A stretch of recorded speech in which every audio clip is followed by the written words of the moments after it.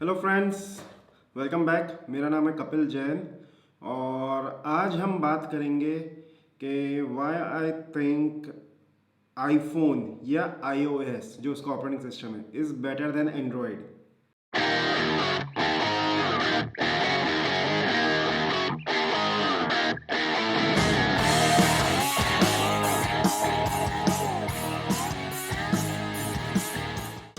देखिए, I am not trying to offend anybody क्योंकि Android users को एंड्रॉयड पसंद है, आईओएस यूज़र्स को आईओएस पसंद है। दोनों के पास अपने अपने अलग अलग जस्टिफिकेशंस हैं, एक्सप्लेनेशंस हैं व्हाई दे लाइक इट।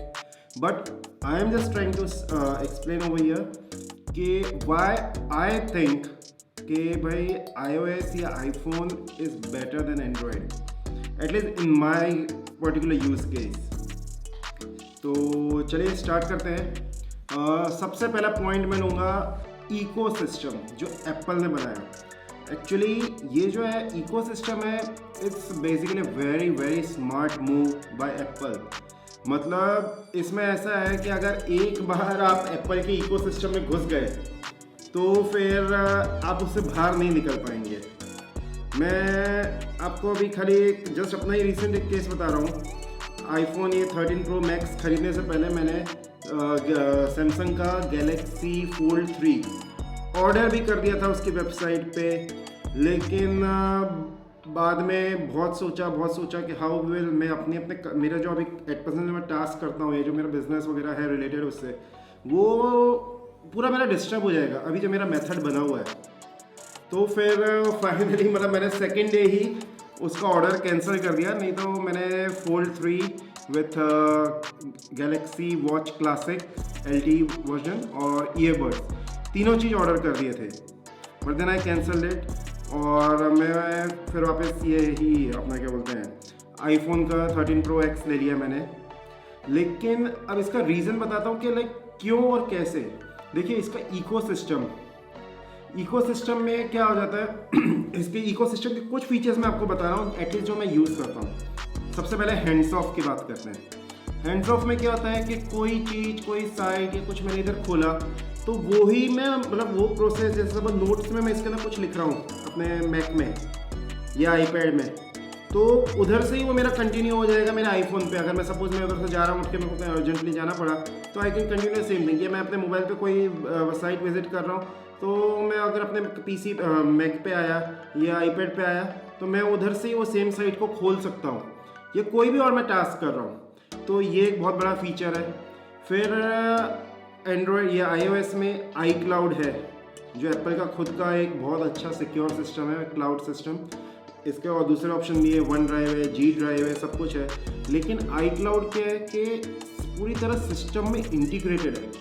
मतलब एप्पल के सारे ऑपरेटिंग सिस्टम, चाहे वो मैक OS हो, चाहे आईपैड OS हो या iOS हो, वो सब में इतने अच्छे से इंटीग्रेटेड है कि उसका कोई प्रॉपर ऑल्टरनेटिव नहीं है अगर if you are into an Apple ecosystem. और उससे अच्छा कोई ऑप्शन हो भी नहीं सकता, क्योंकि अब सपोज इसका क्या होता है कि हर चीज़ के अंदर इसका यूज़ है iCloud का।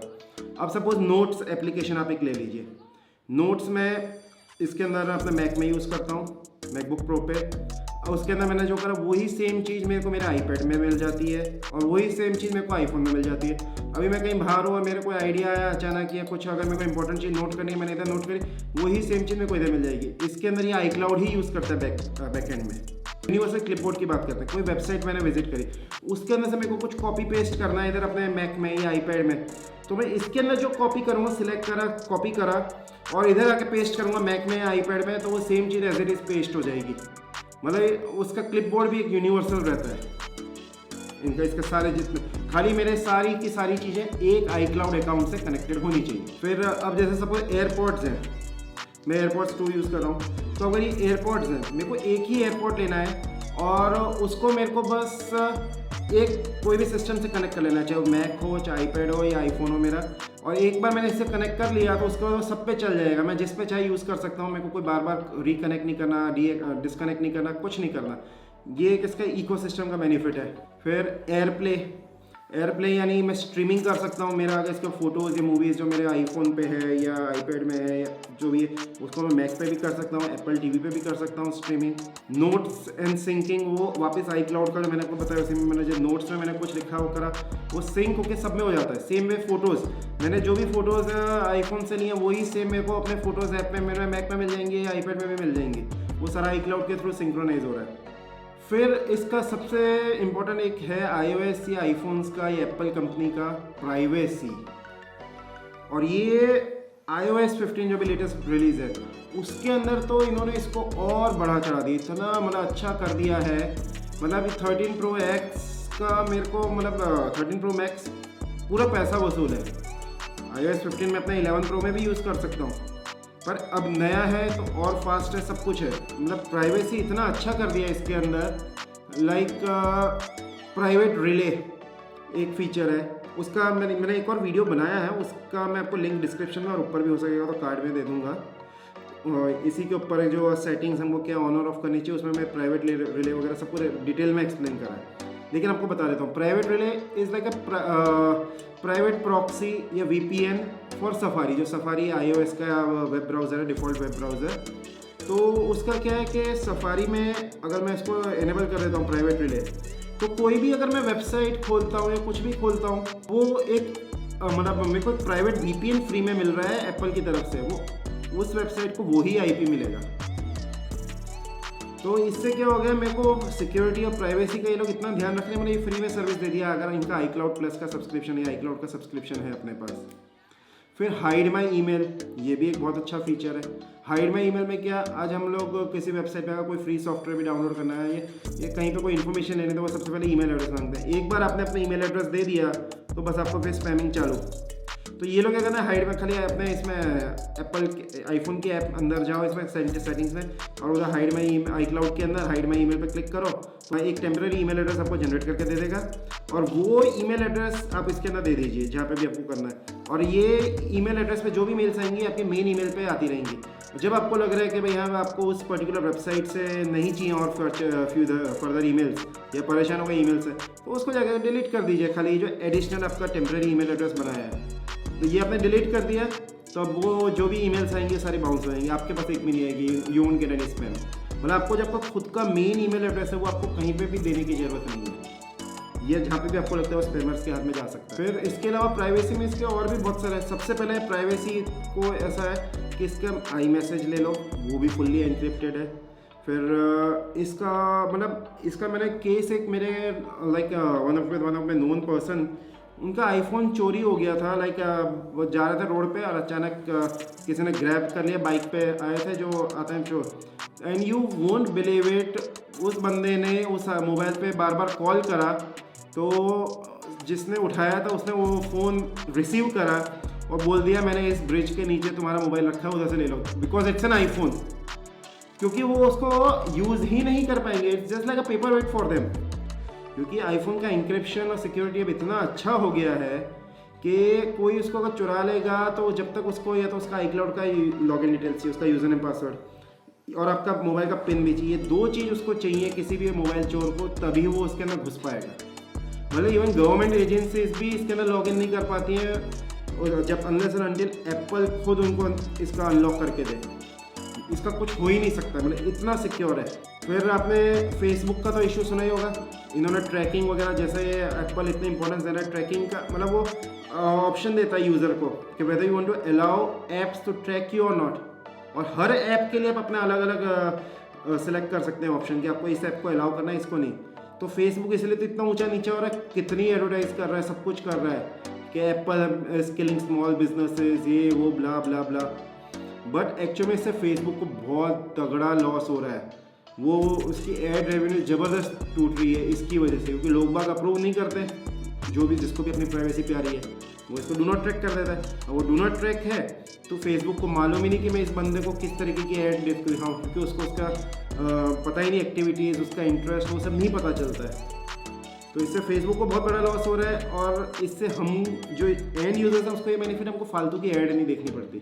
फिर इसका एक बहुत बढ़िया फीचर है सिक्योरिटी। मतलब iOS या एप्पल के ऑपरेटिंग सिस्टम्स के जैसी सिक्योरिटी मैंने आज तक कहीं किसी और ऑपरेटिंग सिस्टम में नहीं देखी।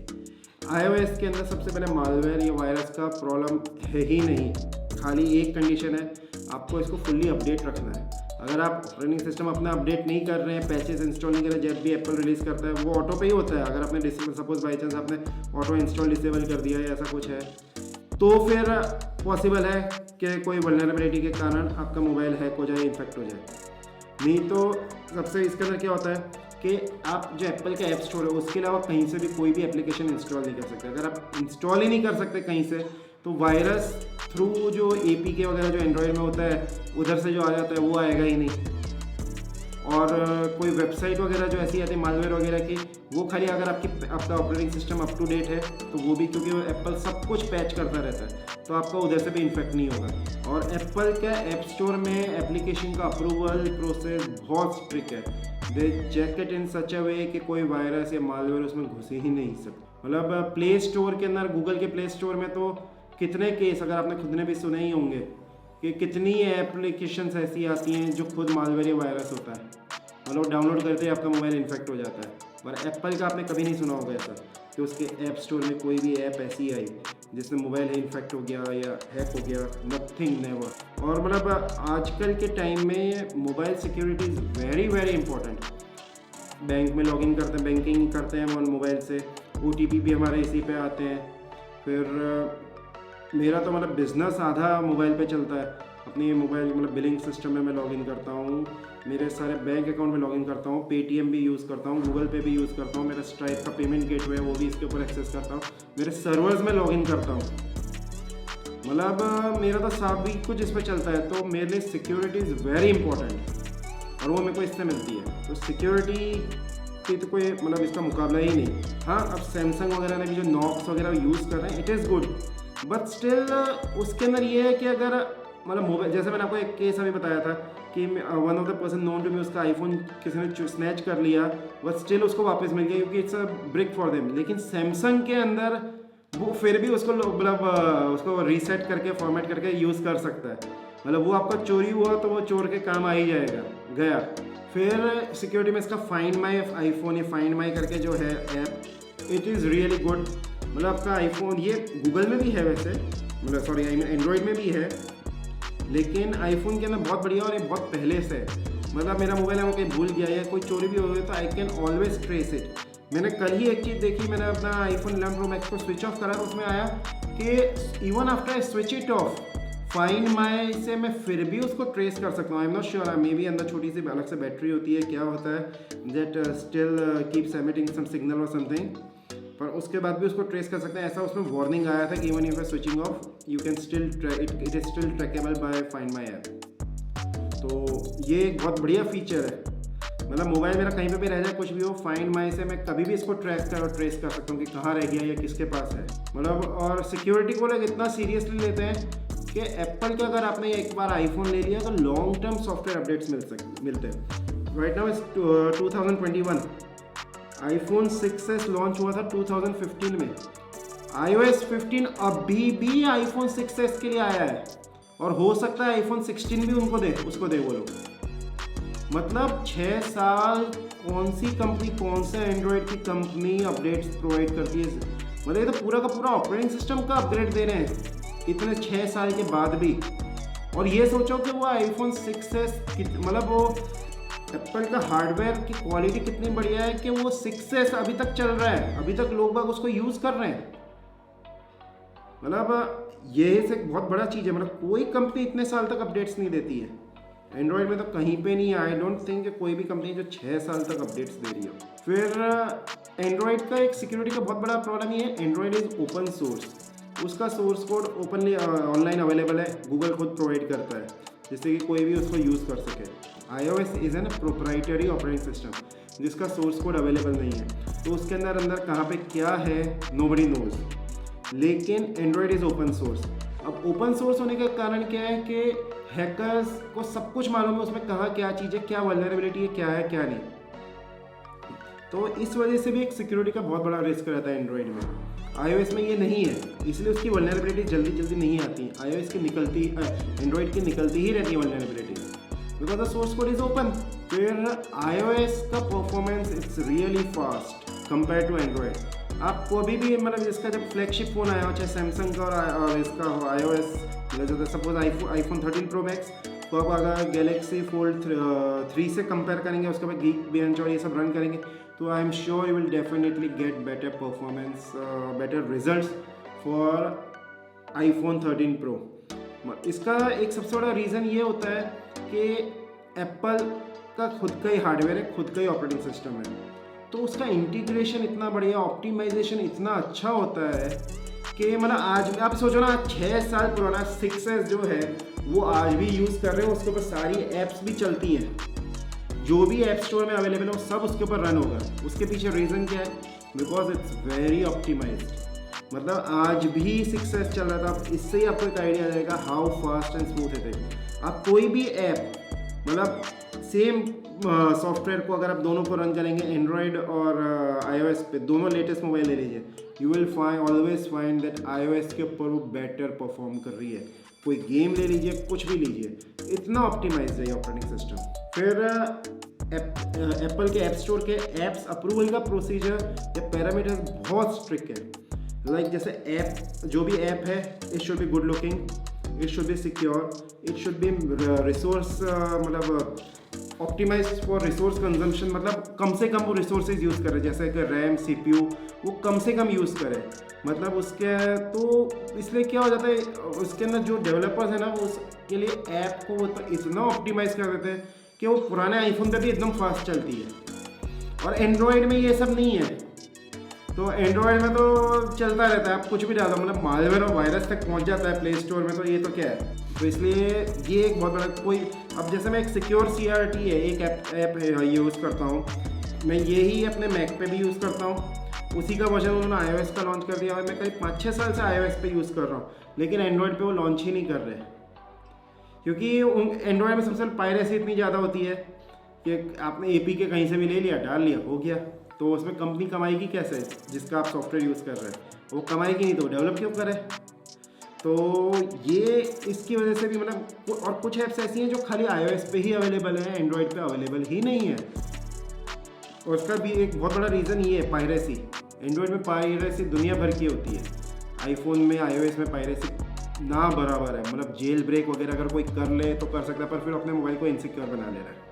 और लेटेस्ट iOS अगर आपने डाला तो उसको नहीं कर सकते, उसके लिए आपको वेट करना पड़ेगा कि कोई कभी कोई वल्नरेबिलिटी ढूंढे, तो आपको थोड़ा पुराना वर्जन यूज़ करना पड़ेगा जेल ब्रेक करने के लिए। अब लेटेस्ट iOS को आप नहीं कर पाएंगे। और जैसा मैंने बताया कि ऐप्स इसकी सब कुछ ऑप्टिमाइज होती हैं, और ये इसका टाइट इंटीग्रेशन है वो मतलब आईफोन का हार्डवेयर और सॉफ्टवेयर का, तो इसकी वजह से इसका ना ऑप्टिमाइजेशन बहुत बढ़िया, ओवरऑल रिसोर्सेज का मतलब CPU, रैम, डिस्क आयो, सब कुछ बहुत ऑप्टिमाइज्ड है। मतलब कम से कम उसमें वो ज़्यादा से ज़्यादा फास्ट चलता है। तो इसके क्या हो जाता है कि उतनी ही उसको पावर, जो बैटरी से पावर यूज़ करें वो भी उतना ही कम चाहिए, जितना CPU मतलब ना स्लो चल रहा है, उतनी फुल उस पर थ्रॉटल पे नहीं चल रहा, तो उसको पावर भी कम चाहिए। तो इस वजह से आईफोन्स की iOS में बैटरी भी ज़्यादा चलती है। मतलब अगर आप इसकी 3000 mAh की अगर बैटरी सपोज आईफोन में 18 घंटे चल रही है, तो एंड्रॉयड में वो 6 घंटे या 8-10 घंटे ही चलेगी, वो उसके अंदर आपको 18 घंटे का परफॉर्मेंस नहीं मिलेगा ड्यू टू ऑप्टिमाइजेशन। तो अभी के लिए इतना ही। अगर मेरे को कुछ और भी पॉइंट्स मिलते हैं तो I will make another video.